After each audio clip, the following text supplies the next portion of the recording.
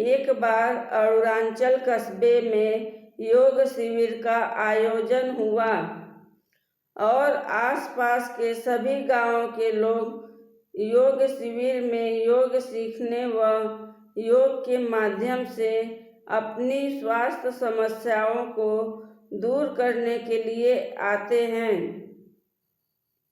सुबह के समय साधु वेश में एकदम हट्टा कट्टा तकरीबन 25 वर्षीय नवयुवक मंच पर माइक थामता है और बोलता है, आदरणीय माताओं, बहनों और सभी सज्जनों, आज आपके बीच बहुत ही पहुँचे हुए बाबा पधारे हैं।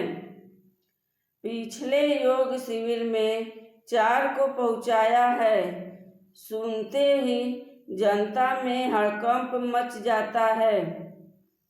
कुछ लोग तुरंत वहां से जाने लगते हैं। साधु वेशधारी नवयुवक आगे कहता है, घबराओ नहीं, जाओ नहीं, आपके सामने योग बाबा नहीं। नवयुवक लंबी सांस लेता है और जनता मन में प्रश्न लिए चौंक उठती है। योग बाबा कामनाथ जी के परम शिष्य चितहरण आए हैं। ये कामनाथ जी से छोटे बाबा हैं। ये भी बहुत पहुँचे बाबा हैं। अब तक कई योग शिविर में योग के माध्यमों से कई को पहुँचाया है। जिनको पहुँचाया है उनकी जनगणना अभी भी चल रही है। तब ही जन समूह में एक सज्जन बोलता है, अरे महात्मा जी, पहुँचाया कहाँ है? तब नवयुवक बोला, आपने उचित प्रश्न पूछा तो जवाब है स्वर्ग। साधु वेशधारी नवयुवक ने बड़ी विनम्रता से उत्तर दिया। यह सुनते ही उसके पीछे से बैठे योग गुरु फुसफुसाते हुए कहते हैं, अरे मूर्ख, यह क्या बक रहा है? नवयुवक को तुरंत अपने कथन का ध्यान आता है। जी, हमारे कहने का अर्थ है कि योग के माध्यम से स्वर्ग का रास्ता दिखाया है।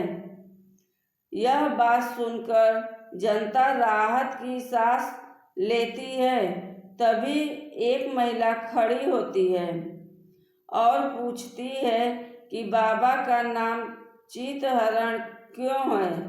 तब नवयुवक बोला, अरे देवी, इस सवाल का जवाब तो पता नहीं। शायद छोटे बाबा के कर्मों को देखते हुए ही बड़े बाबा कामनाथ जी ने इनका नाम चितहरण रखा है। किंतु आप ध्यान दें, बाबा चितहरण छोटे बाबा के नाम से प्रसिद्ध है। फिर महिला ने अपना अगला सवाल पूछा कि बाबा का नाम छोटे बाबा क्यों रखा गया है? नवयुवक बोला, इनको प्रेम से छोटे बाबा बुलाते हैं। इनका ये निक नेम है।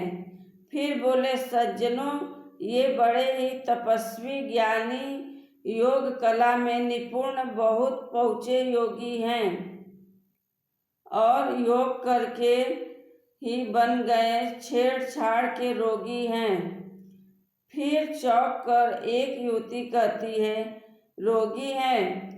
नवयुवक बोले, वैसे रोगी नहीं हैं।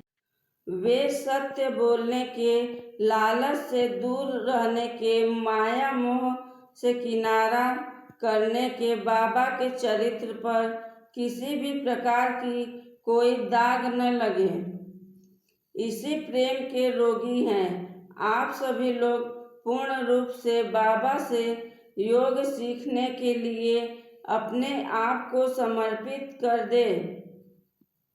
इसके साथ ही माइक छोटे बाबा पूज्यनीय चितहरण जी को देता है।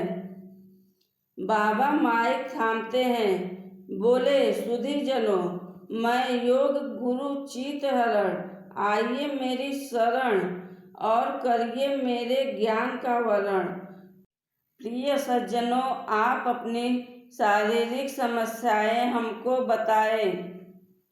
हम कल से आपको विधि पूर्वक योग व आसन सिखाएंगे, परंतु आज उन पर विशेष ध्यान देंगे जिनको शारीरिक समस्या है। एक सुंदर युवती खड़ी होती है, बाबा, मुझे सांस लेने में काफ़ी दिक्कत होती है। बाबा बोले, सांस है तो आस है और सांस से ही रास है। तब लड़की पूछती है, रास का मतलब बाबा? रास नहीं समझी? कोई बात नहीं, मैं मध्य रात्रि को भी योग सिखाता हूँ, आओगी तो जान जाओगी। बाबा, मुझे सांस फूलने की बीमारी है। वो तो होगा ही, तू अभी तक जो कुंवारी हो। बाबा धीरे से बोले। तो वह लड़की बोली, क्या बाबा? बोले, कुछ नहीं, चलो दम लगाओ। लड़की बोली, क्या बाबा? तो बाबा ने कहा, दम लगा के सांस लो। बाबा की बात सुनकर युवती छाती फुलाते हुए जोर से सांस लेती है, और जोर से। अब निकाल। बाबा ध्यान से युवती को देखते हुए निर्देश देते हैं। अब राहत मिली? अगर ना मिली हो तो कोई बात नहीं, ध्यान रख, बाबा रात को भी योग सिखाते हैं। सांस की कोई समस्या कभी ना होगी। चलो, अब किसी और प्रियजन को कोई शारीरिक समस्या है? एक बहुत ही सुंदर पतली दुबली युवती खड़ी होती है। बाबा, हार्ट में प्रॉब्लम है। बाबा बोले, तुझे देख तो किसी के भी हार्ट में प्रॉब्लम हो जाएगी। सुंदर कन्या, क्या कहा बाबा? कुछ नहीं, स्वीट हार्ट। क्या कहा बाबा आपने, स्वीट हार्ट? बाबा बोले, सुंदरी, स्वीट खाने से हार्ट में प्रॉब्लम हो जाती है। लड़की बोलती है, स्वीट खाने से तो शुगर होती है बाबा। फिर बाबा कहते हैं, एक बात बता कन्या, डायबिटीज के मरीज में शुगर कहाँ होती है? ब्लड में होती है बाबा। और ब्लड कहाँ साफ होता है? हार्ट में। तो शुगर कहाँ जमा होगी? हार्ट में। तो फिर कहलाई ना तुम स्वीटहार्ट? हाँ बाबा। तो बाबा ने कहा, सुंदरी, कभी भी कोई समस्या हो हमारे पास आ जाना। फिर बाबा ने आज का कार्यक्रम यहीं समाप्त किया। दोस्तों, आज की कहानी अच्छी लगे तो आगे शेयर करें। धन्यवाद।